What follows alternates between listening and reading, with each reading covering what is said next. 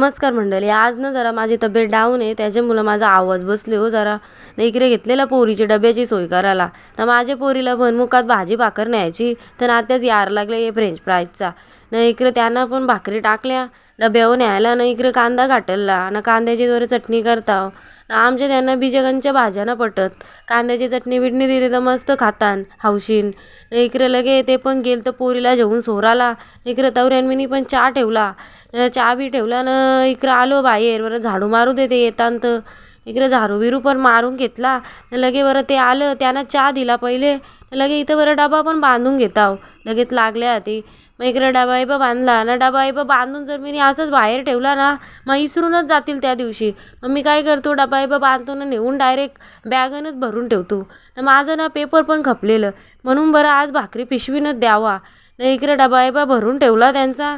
न ते पण तिकडे चहा पित होतं. चहा बी पिला ना. इकडं आलं ते पण बुटा बिटा घालीत. आता निघतील.